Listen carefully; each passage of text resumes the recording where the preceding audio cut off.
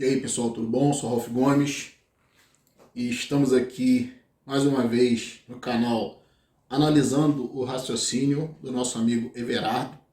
Então, vou pedir para vocês, nunca é demais lembrar, pedir que se inscrevam aqui no canal para expandir esse nosso trabalho aí, para que mais pessoas possam ter acesso aos vídeos aqui do canal do Everardo. Então, eu queria falar hoje aqui sobre como é interessante, Existe uma palavra chamada religião, que vem de religare, que tem a ver com uma reconexão com algo superior. Só que, no passado, em todas as épocas, sempre existiram as pessoas mais sábias, as pessoas que compreendiam além da palavra, ou seja, compreendiam coisas além do sentido meramente literal.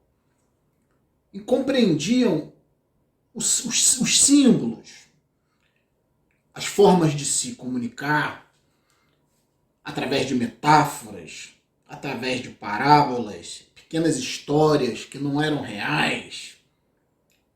Então tinham essas pessoas que tinham essa capacidade. E geralmente as pessoas mais simples, muitas das vezes até pessoas que tinham muita cultura no passado, mas que tinham pouca sabedoria, porque ter muita cultura é diferente de ter muita sabedoria. Sabedoria tem a ver mais com um despertar da consciência. Você começa a transcender o próprio raciocínio. Você começa a ter uma visão mais ampla em relação às coisas, em relação à vida, em relação ao que você está lendo. Seu nível de interpretação começa a ficar mais aguçado. Isso tem a ver também com cultura, mas, como eu falei, a pessoa tem que atingir um outro nível para poder compreender que certas coisas são impossíveis, são improváveis e que estão no campo simbólico, abstrato até, E aí, sempre houve e hoje ainda existe. Hoje as pessoas estão cada dia menos capazes de compreender os simbolismos, as pessoas estão cada dia menos sábias. A sabedoria hoje se tornou algo escasso, algo raro. E é por isso que a gente faz questão de sempre fazer esse trabalho aqui e falar sobre essas questões, de tentar ressuscitar a filosofia, o pensamento filosófico, nunca deixando de lado também o lado científico da coisa, que está sempre tendo que embasar os aspectos filosóficos.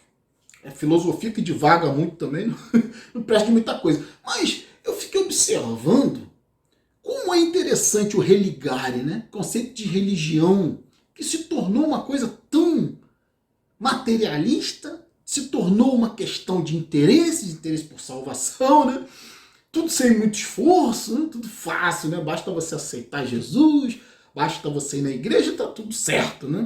Então, no passado, era uma busca, esse religare, que deu origem à palavra religião, não tinha a ver reconexão com algo fora do mundo, algo extrafísico, algo que está em outro mundo. Não tinha a ver com você mesmo, com a sua busca por se reconectar com algo maior dentro da sua própria mente.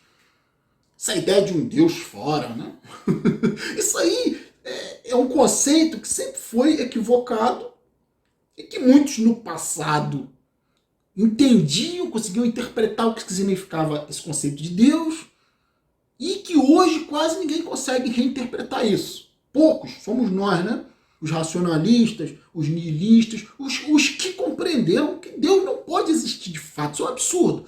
O que existe é a inteligência que existe no mundo é a nossa. No universo, qualquer inteligência precisa de um cérebro. Nós ainda não encontramos no universo inteligência diferente da nossa. Alienígenas, sei lá. Mas aqui na Terra está cheio de seres inteligentes. Ser inteligente não significa ser racional. Muitas criaturas são irracionais e agem de forma inteligente para buscar alimento, Então a inteligência está na natureza. Quando um girassol ele se vira para o sol, ele está agindo de uma forma inteligente mesmo sem ter racionalidade. Então muitos animais, se organizam para caçar e tal, e trabalham em equipe, tudo isso é inteligência, né? Então, entenda que inteligência, ela precisa de cérebro, precisa pelo menos de um sistema nervoso. Tem seres que não têm cérebro, como polvos, moluscos, que são bem inteligentes. Então, só tem um sistema nervoso.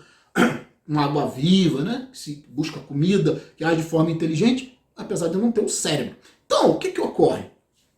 O que eu quero dizer aqui é que nós, né? O que nós propomos aqui no canal, aqui, analisando o raciocínio, e o que eu sempre propus, eu comecei a observar que, na realidade, nós somos os novos religiosos, no sentido de religar, de buscar, por mais ateu que sejamos, porque a nossa religião tem a ver com a nossa evolução pessoal. É uma busca por uma reconexão com algo maior do que o animal que nós somos. Então as tradições antigas, elas falavam o quê? Por exemplo, né, vamos dar um exemplo aí de Jesus, porque todas as religiões antigas beberam na sabedoria dos orientais. Na própria Bíblia diz que Jesus aí passou um tempo no Oriente, né? Então, a sabedoria dos gregos bebeu também nessa fonte. A base, né, da sabedoria, da filosofia e até da religião atual, a base é toda no Oriente, principalmente na Índia. E então, o que ocorre? Quando, por exemplo, né, eu acho muito interessante, nós falamos aqui de você ser minimalista, né, de você... nós temos um trabalho aqui até mesmo de evitar relacionamentos, de evitar uma sexualidade exacerbada, né? Porque relacionamento sempre leva a sexo, e as religiões, as tradições orientais, os monges evitavam, né? Por quê? Porque lá no passado se tinha o conceito de Kundalini. Kundalini significa uma energia, né, para eles, né, para os místicos, mas que isso tem uma base também energética, não é tão místico assim, a questão de uma energia psíquica, né, que está no próprio corpo do homem, no nosso próprio corpo. Então, eles acreditavam que existia uma energia que parecia com, né, na visão lá de, não sei se eles tinham pessoas que eram, que achavam que viam, né, essa energia, os místicos diziam que era como uma serpente enroscada na base da coluna.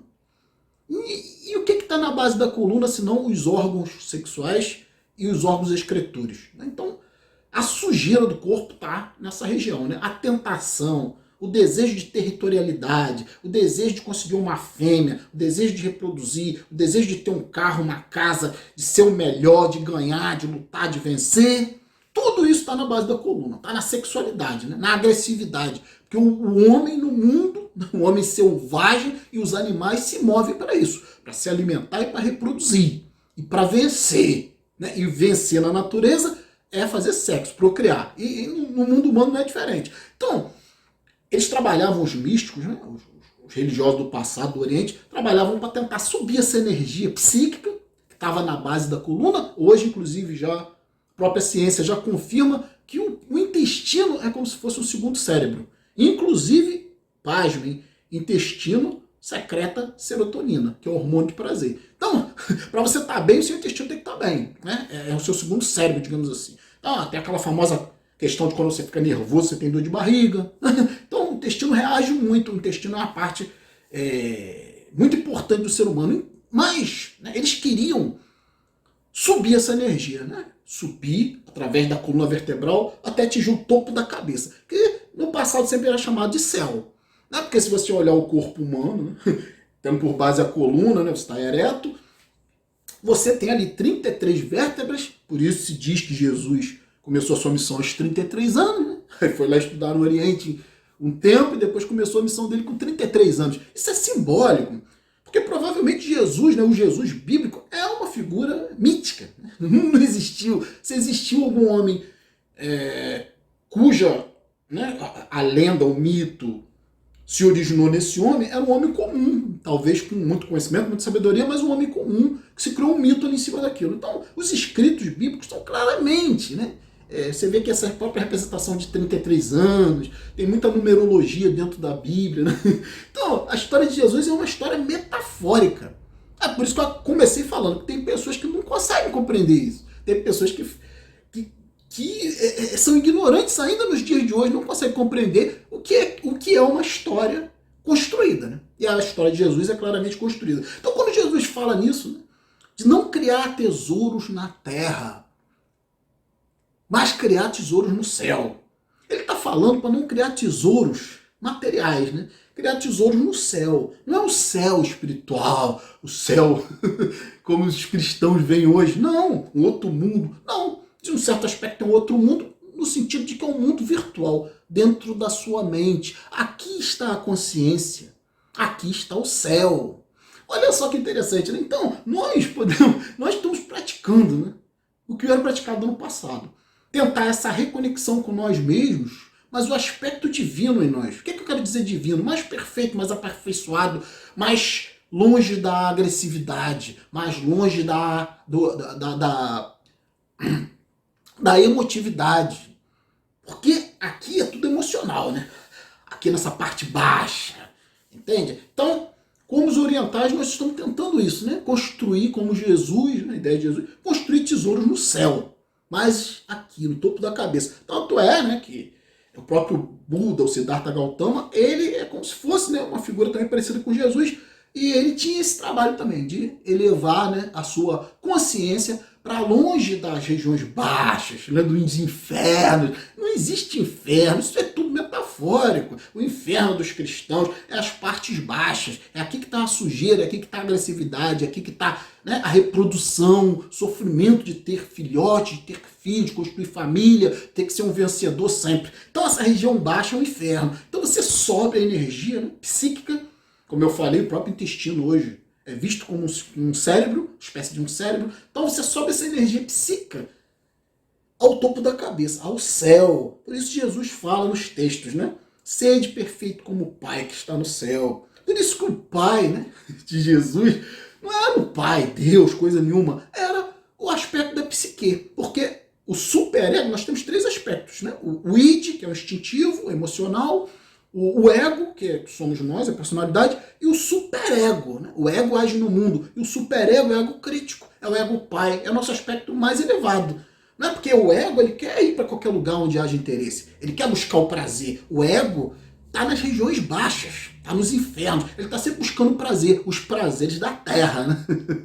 Então, por isso buscar os prazeres do céu e ser de perfeitos como o Pai. Ou seja, o ego, o superego é chamado de ego pai na psicologia. Por quê? Porque é justamente o ego, a parte do ego que tem senso crítico, que controla, que diz o que é certo e o que é errado, que diz o que você pode e não pode fazer. O ego quer te levar para onde o desejo te leva.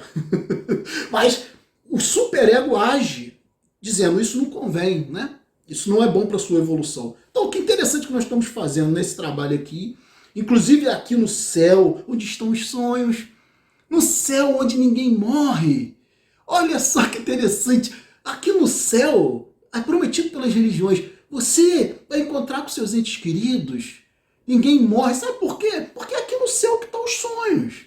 E quando você sonha, você encontra com seus parentes falecidos. Não existe morte nos sonhos. Nem você morre nos sonhos. No sonho você é imortal. Então, sede perfeitos como o Pai que está no céu. Se eleve ao topo da cabeça, eleve essa energia psíquica das regiões baixas, dos infernos, entende? Da base da coluna para o topo da cabeça, para o céu, para a iluminação. É conseguir ver com outros olhos, com olhos diferentes, porque agora você está rico no reino dos céus, você não se interessa mais pelos bens terrenos, pelos prazeres terrenos. Você os usa porque você está vivo, mas dentro da sua necessidade, você busca. Hoje, cada dia mais eu estou buscando isso. Sabe, viver no reino dos céus, no mundo dos sonhos, onde não existe morte, onde você reencontra, inclusive, os seus entes queridos, falecidos. Então, ficar por aqui. Um abraço a todos. Estamos juntos pela propagação do conhecimento. E você já sabe, né? Ó, inscreva-se.